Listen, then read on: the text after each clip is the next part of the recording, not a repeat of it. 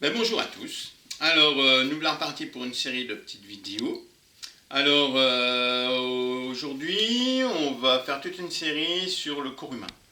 Donc, je me propose de vous remontrer un petit peu le canon du corps humain. Il y en a qui m'ont demandé de vous remontrer un peu comment ça marche le corps humain, les proportions. Donc, je vais vous expliquer vite fait. Dans un deuxième temps, donc vous voyez, je ne sais pas si tu peux montrer un peu en gros plan, voilà, bon j'ai pris une photo, hein, voilà, donc je me propose de travailler ce modèle, donc c'est intéressant, il y a des raccourcis, etc., donc je vous expliquerai au fur et à mesure, et moi j'en ferai une toile, d'accord. Donc après, chaque étape sera expliquée, et donc première étape, le dessin, après le dripping, après l'encre, après l'huile, etc. Et alors, le corps humain, pour dessiner le corps humain, bon, le mieux c'est d'avoir un modèle vivant, mais en ce moment elles sortent pas beaucoup, elles sont toutes confinées, les pauvres. Donc, je vous donnerai dans la description de cette vidéo des sites sur lesquels vous pouvez aller voir, c'est des sites gratuits, hein, des liens avec des modèles vivants. C'est-à-dire qu'il y a une infinité de photos, de modèles vivants sur toutes les poses. C'est-à-dire que pour une pose donnée, les photos sont faites à 360 degrés, même du dessus, du dessous, en fait c'est vraiment intéressant. Puis après, toujours pareil, hein, vous avez le site comme de photos comme 1, 2, 3 RF, hein, je vous en ai déjà parlé, qui est vraiment intéressant parce que c'est des photos libres de droit et vous tapez dans la description par exemple femme assise sur une chaise, pouf, et vous avez des photos innombrables de femmes assises sur les chaises. Bon, après l'idéal c'est d'avoir aussi, on peut travailler aussi avec, je ne l'ai pas là, mais des petits mannequins par exemple, ou pour avoir, ne bouge pas, pour avoir le visage, par exemple, moi je me sers beaucoup, c'est de choses comme ça, par exemple, ça c'est intéressant. Ça s'achète à Rétif. Je fais un petit peu de pub pour Rétif.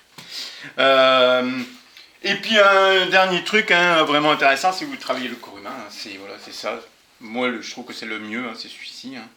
L'anatomie pour l'artiste. Aux éditions Sarah Simblay. Voilà. Encore un peu de pub, je vais être riche. Hein. Et donc là, vraiment, il y a tout, quoi. Il y a des modèles, etc. Il y a chaque partie anatomique décrite musculairement, les os, etc. Enfin bon, là. C'est vraiment très très complet. Et donc, au bout d'un moment, quand on veut vraiment progresser, on est obligé de.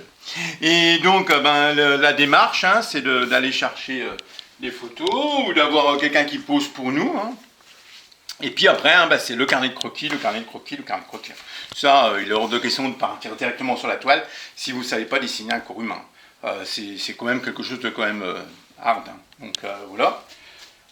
Pour juste un tout petit peu alors, en 5 minutes, hein, un petit rappel, hein, le corps humain. Hein, donc bon, le canon, on va prendre une personne debout, on compte 8 têtes. Voilà. C'est-à-dire que si j'ai ma toile, je veux dessiner un personnage debout, je regarde où je vais placer ma tête, je regarde où je vais placer mes pieds. J'y vais pas au hasard. Si je commence à faire la tête là, au bout d'un moment, où je vais pas avoir assez de toile, ou je vais avoir trop de toile. On détermine voilà. Ensuite, on dit 8 têtes, un personnage debout. Voilà, pouf, pouf, pouf, pouf.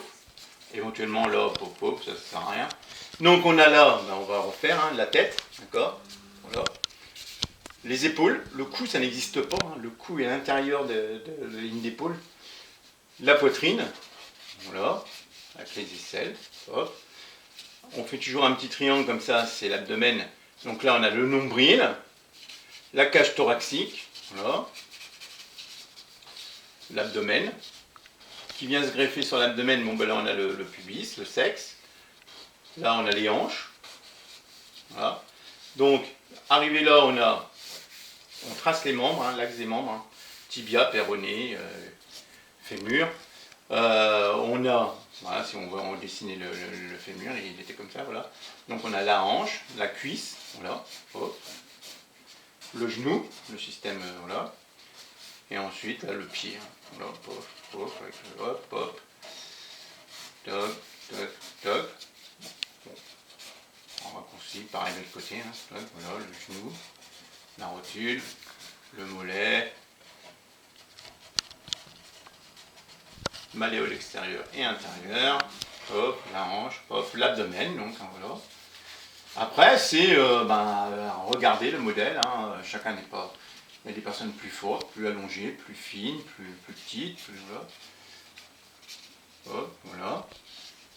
L'axe du visage, hein. Bon ça après hein, c'est le portrait. Hein.